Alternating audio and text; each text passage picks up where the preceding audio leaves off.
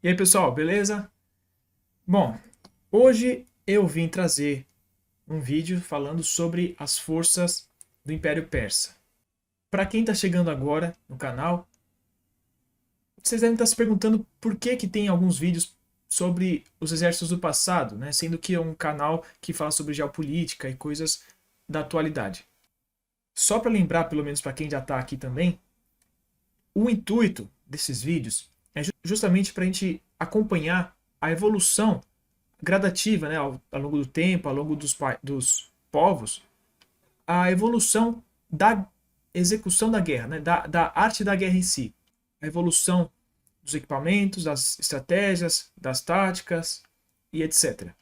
Tá? E isso eu acho muito interessante porque a gente consegue ver até hoje as influências que a gente tem do passado. Tá? E também porque é muito válido a gente conhecer um pouco também dessas forças do passado que elas foram muito importantes para a história. Né? Então acho extremamente relevante a gente conhecer isso aí, tá bom?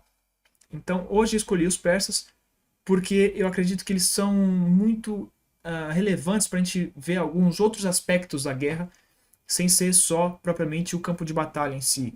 Né? Que eles também eram bons, né? Senão eles não tinham virado o que eles viraram, mas eles têm outras coisas a engrandecer, né? Outras coisas que eles contribuíram muito, que eu acho muito válido a gente colocar aqui para vocês. E como a gente tem bastante informação, eu vou dividir esse assunto em talvez 2 ou 3 vídeos. Eu acho que 2 vídeos vai dar, tá? Então, hoje é a parte 1, acompanhe, né? Não perca a segunda parte que é complementar, né? Uma tem que ter a outra junto, tá bom? E eu acho que a segunda parte vai ser ainda mais importante, tá? Na quarta-feira agora eu participei de uma live excepcional lá no canal da Nova Resistência e eu recomendo muito para vocês que vocês assistam lá, porque lá foi muito bom que eu consegui colocar algumas coisas que aqui eu não consegui colocar ainda, pelo menos para vocês, né? O assunto da live lá foi sobre um conflito, né, entre China e Taiwan, né? E vai muito de encontro àquilo que eu falei no último vídeo aqui do canal, né? Da forma econômica lá de uma outra forma, né? A gente colocou algumas outras coisas. Então eu recomendo muito que vocês assistam lá. Vou deixar o link na descrição do vídeo. Então acabando aqui, vocês dão uma olhadinha lá, tá bom? E já que eu falei disso, né, não esqueçam de acompanhar o trabalho dos nossos canais parceiros, né? É muito importante isso, porque é um trabalho só, né? Um complementa o outro, e a gente traz muita informação juntos. Então não deixem de acompanhar os nossos parceiros, tá bom? Então agora, sem mais enrolação, vamos para o vídeo de hoje. Eu vou falar para vocês que não foi fácil definir aqui uma divisão para separar o vídeo em dois, tá? Mas é que ficasse um só ia ficar muito longo, tá? Mas então vamos lá. O Império Persa, tá? Aqui é importante falar antes de começar, eu vou pegar mais pro auge do Império mesmo, né? Já depois de estar bem grande, né? Porque se a gente for ver de uma forma mais histórica, né, mais cronológica, fica muito discrepante aqui, né? Mas é interessante a gente olhar o seguinte: o Império, né, o Reino Persa, ele não é uma coisa só, né? Ele, na verdade, antes de tudo, ele é, de uma certa forma, a continuação de alguns impérios que passaram naquela região, né? Especialmente o Império Assírio, né? Mas também o Império dos Medos, né? Que são povos que habitaram ali a região onde hoje é o Iraque, especialmente, né? Mas o que acontece? Os persas eles levaram muito isso em conta e aproveitaram muito do legado deixado para eles, tá? Então, o centro do Império Persa ele é basicamente 2 povos, né? Os Medos e os, vamos dizer assim, a gente pode dizer Perse, né? Que é o povo ali etnicamente persa, mesmo na época, né? Ou Aquemênidas, tá? Justamente por isso também o nome do Império Persa é Império Aquemênida, tá? E isso é relevante também porque a gente vê, assim, uma das coisas mais simbólicas dos persas é que eles eram multiétnicos, né? Eles eram muitos povos diferentes na verdade, né? Tinha a centralidade dos persas, mas o império também era composto por vários outros povos vassalos, tá? E isso a gente tem que levar em conta.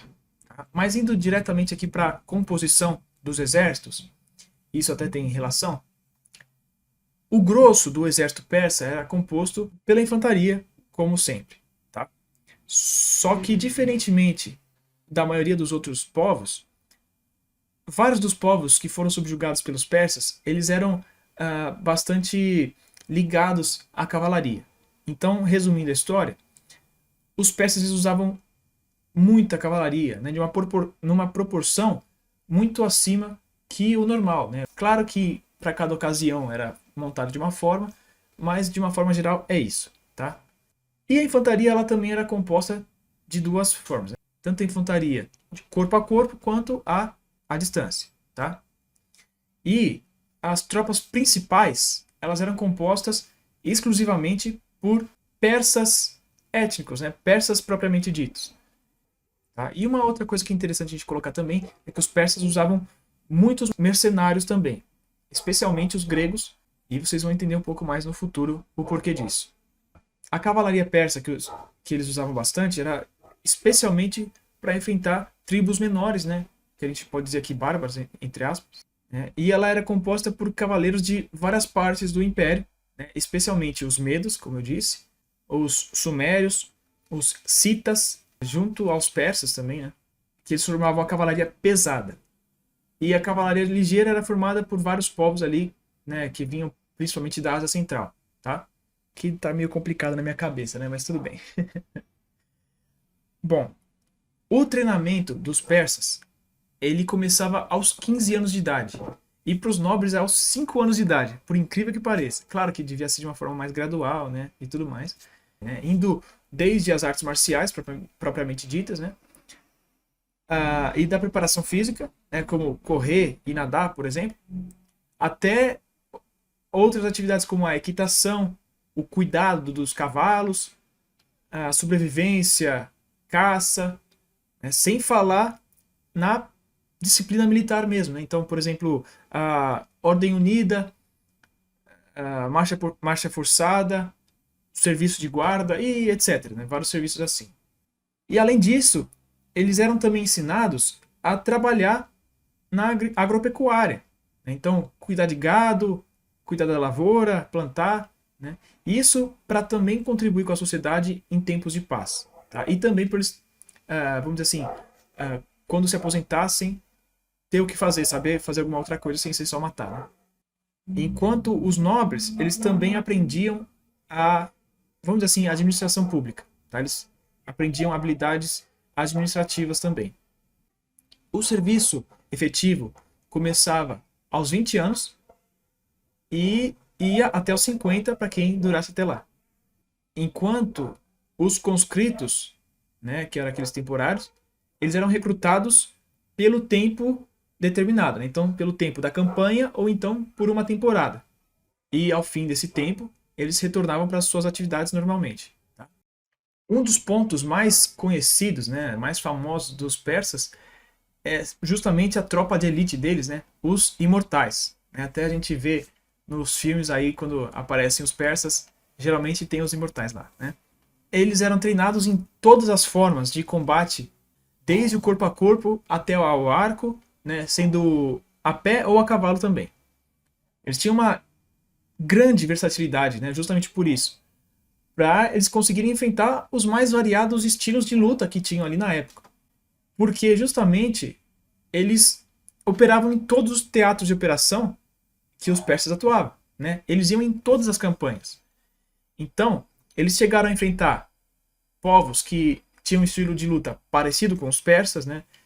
Enfrentaram tribos nômades da Ásia Central, enfrentaram os gregos, os bárbaros da Trácia, os indianos, etc. Né? Chegaram até a Etiópia. Então eles tinham que saber como lutar adequadamente para cada estilo de luta desses outros povos. Né? Eles eram a base do exército persa. Né? Então eles lutavam em todas as campanhas, como eu já falei, independentemente de onde fosse. Eles estavam lá. Eles eram o que a gente pode chamar de força de prontidão, né? Eles eram o que eles tinham de mais próximo de um exército profissional ali, né? Era o exército permanente ali do Império Persa, né? Claro que ainda existiam algumas outras tropas assim que poderiam ser convocadas assim de uma forma rápida, né? Que poderia ser também parte desse exército permanente. Mas o grosso eram os imortais. E o interessante aqui é que eles tinham um efetivo determinado de 10 mil homens. E o nome deriva justamente disso. Quando eles estavam em campanha, né, e morriam alguns homens, eles já eram repostos imediatamente. Então, né, para um inimigo que está vendo que está matando alguns lá e não para de ter cara, só, pô, não morre não, né? Caramba, os caras são imortais, não diminui o efetivo deles, né? A gente está enfrentando 10 mil e continua tendo 10 mil. É claro que eu estou falando de uma forma bem simples, né? Para vocês entenderem, mas a ideia é essa. Tá? A gente não sabe se eles chamavam oficialmente imortais, mas é como eles ficaram conhecidos, tá? Os persas, eles se dispunham em campo centralizados pelo general, né, que frequentemente era o rei, né, o imperador, e eles iam cercados pela sua guarda, que eram os imortais. Na frente iam os arqueiros, e eles eram protegidos por uma linha de infantaria que ia com a função especificamente de proteger os arqueiros, né? Que eles iam com grandes escudos, né? Que a gente chama de escudo-torre, né? Que era justamente escudos enormes assim para evitar que eles fossem alvejados por arqueiros inimigos, tá? E nos flancos iam as cavalarias, leve e pesada. Durante as batalhas, as unidades eram comandadas por oficiais, né, da nobreza, destacadamente no ataque, né, para conseguir manter a linha, né, manter uma coesão, né, e ocasionalmente até o próprio general, né, o comandante, que às vezes era o rei, como eu já falei, ia junto para a linha de frente, né, ia participar da batalha. Mas ele geralmente se encontrava em alguma posição mais alta, né, justamente para conseguir ter uma visão geral do campo de batalha ali, conseguir ver o que estava acontecendo e passar suas ordens ali também. E antes das batalhas, aconteciam os conselhos de guerra, né, onde eram passada a estratégia que eles iriam usar, as táticas, né, qual que era a linha de ação, coisas desse tipo aí, né? E as tropas eram organizadas num sistema decimal, né? Ou seja, 10 soldados formavam uma companhia, 100 soldados um batalhão, 1000 uma divisão e 10 mil um corpo de exército. Tá? Pode perceber que a organização é, de certa forma, parecida com o que a gente tem hoje em dia. Claro que esses nomes talvez não fossem exatamente uma tradução do que eles tinham na época, mas é algo nesse sentido aí, tá bom? Agora a parte que todo mundo mais gosta, né? A parte de como funcionava no campo de batalha, né? Ou seja, falando mais tecnicamente, como era a doutrina persa. Né?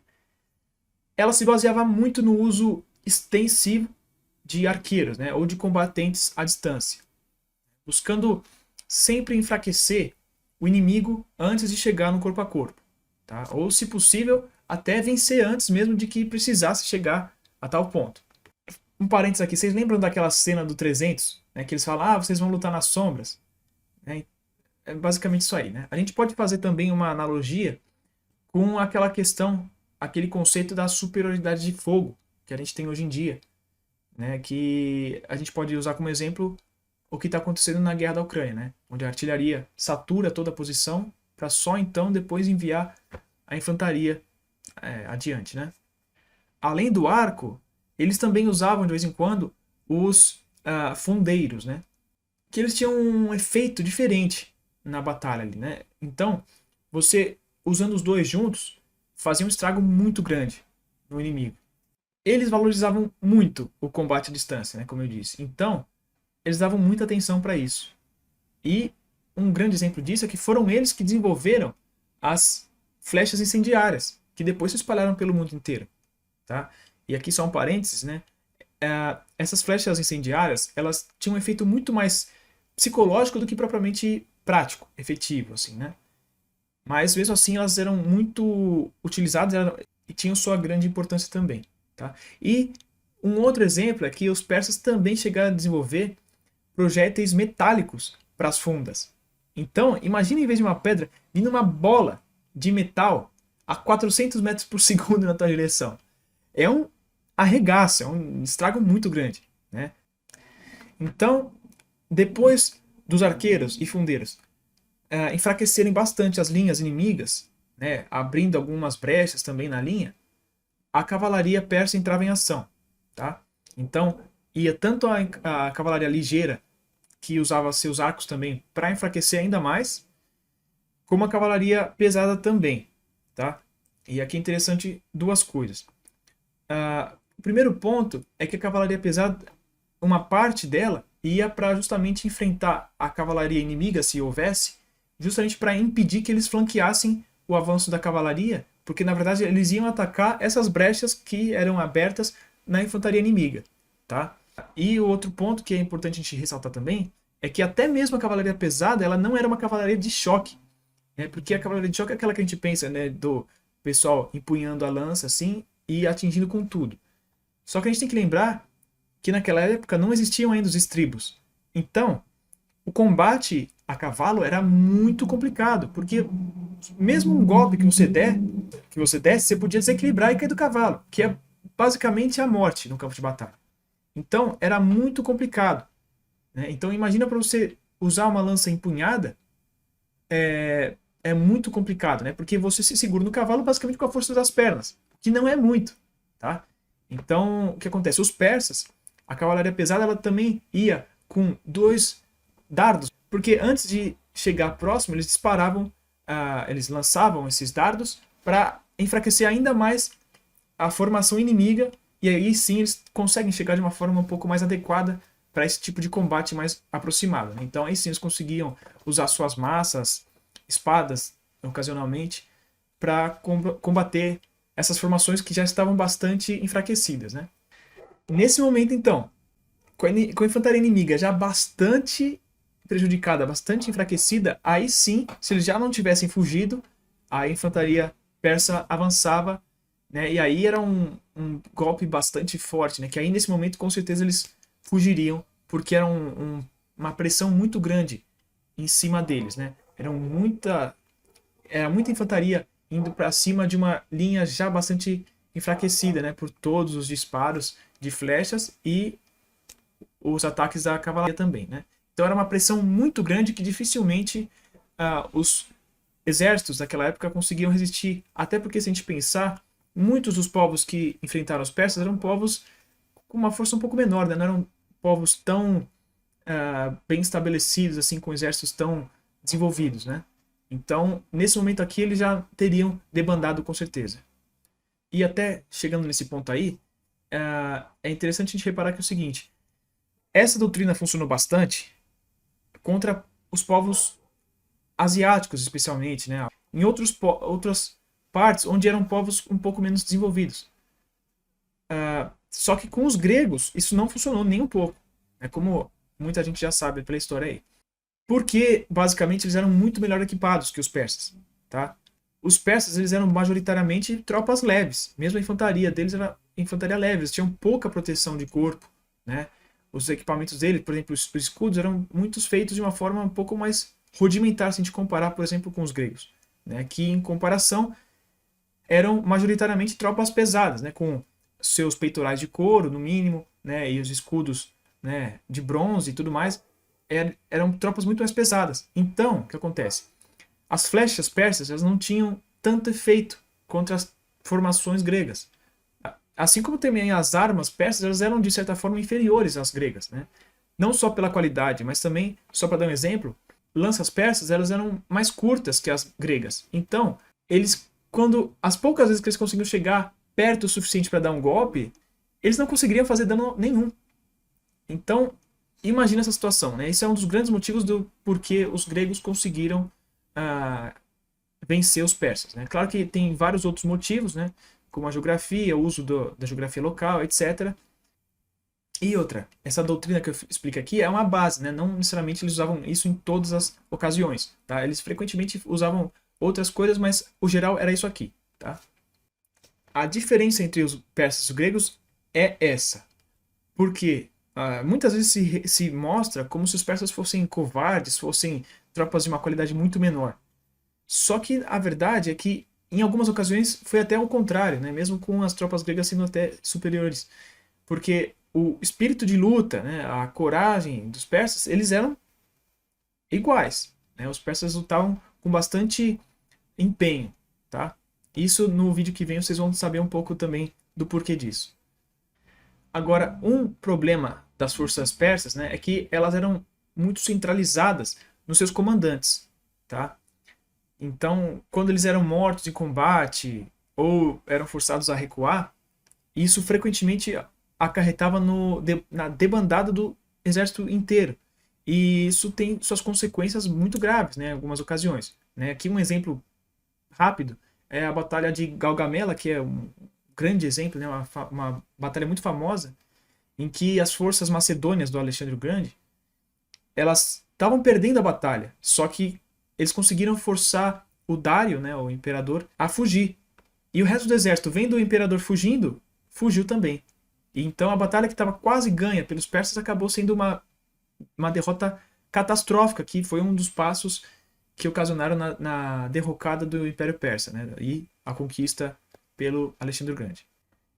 E um outro problema, até que tem a ver com isso aí, na minha opinião, é que, como eu falei na composição, muitos povos diferentes participavam do exército persa. Então o que acontece? Eram muitas línguas diferentes ali. Então a comunicação era muito complicada, tá? E além disso, alguns desses povos tinham suas táticas, seus estilos de luta próprios, né? Então era muito complicado para eles conseguirem coordenar, né, tudo isso aí, né? Então isso com certeza também tem a ver, e eu acredito que até por isso tem essa questão dos comandantes, né, essa centralização deles, porque eram os poucos que conseguiam ter uma comunicação efetiva com todos eles ali, né? Provavelmente eles tinham tradutores, sei lá o que, né? Mas eles tinham essa coisa aí. Então eu acredito que tem a ver também, tá? Mas isso é achismo meu, é uma conclusão minha. E só um bônus aqui também nessa parte da doutrina deles, né? Eles usavam bastante seus batedores e observadores também para ter informações antes da batalha, né? Tanto do terreno quanto das forças inimigas, se já estivessem mais próximos, né? Então isso é muito relevante também, porque a questão da inteligência, ela é muitas vezes deixada de lado, mas ela é extremamente importante numa guerra, né? Não só em guerra, mas também em tempos de paz, para evitar guerras também, né? Então, muitas ações, a gente pode ver na história, tem muitos exemplos de, por exemplo, a falta de um conhecimento da geografia local ocasionar grandes problemas aí, né? Ou o contrário, sabendo da geografia local, você consegue se desenrolar de uma situação ali. Um exemplo ótimo que eu pensei agora é a própria Batalha de Termópilas, né? Em que, depois de um tempo que eles descobriram uma rota que passava pelo estreito, eles conseguiram contornar e cercar as forças lideradas pelos espartanos ali, né? Então é um exemplo clássico. Então, justamente aí demonstra um pouco dessa capacidade de inteligência dos persas, que eles empregavam bastante, né? Batedores, espiões, observadores, né? Então é uma parte interessantíssima para a gente olhar, tá bom? Eu já vou tirar isso aqui que tá me enchendo o saco, né? Tá ficando zoado. E então eu vou encerrando por aqui por hoje, tá? Lembrando que tem ainda uma grande parte para ser falada, que é ainda mais interessante e mais importante do que essa que eu comentei agora com vocês, tá bom? Mas com isso aqui a gente já consegue ver um pouco da capacidade dos persas, né? E algumas coisas que eu coloquei aqui, né? Hoje eu até falei um pouco mais diretamente, né? Mas eu acho que deu para reparar algumas coisas importantes aqui vamos dizer assim, da contribuição dos persas para a arte da guerra, né? Então, não vou me estender muito, mas espero que vocês tenham percebido algumas dessas coisas que eu comentei, e eu quero saber se vocês gostaram desse assunto, desse vídeo, né? Se vocês gostam que eu traga essas informações dos exércitos do passado. E por hoje é isso, né? Espero que tenha contribuído com vocês no entendimento um pouco do passado e também de como funcionam as guerras aí, né? E é isso, né? Se você gostou desse vídeo, se gosta de história militar, gosta de geopolítica, relações internacionais e assuntos correlacionados, se inscreve no canal, né? Ativa o sininho para não perder nenhum vídeo.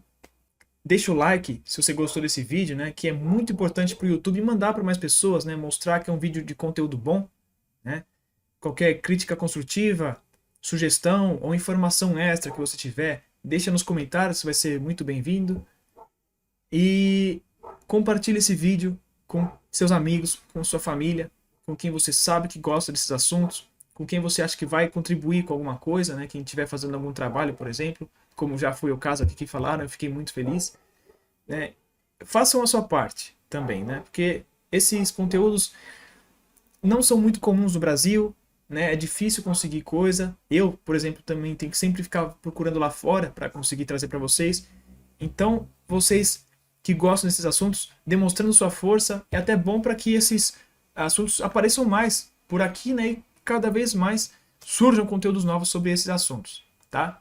Então, por hoje é isso, né? Espero que vocês tenham gostado desse vídeo e espero vocês na próxima parte aí. Até mais, pessoal. Não esquece de ver a live lá no Nova Resistência.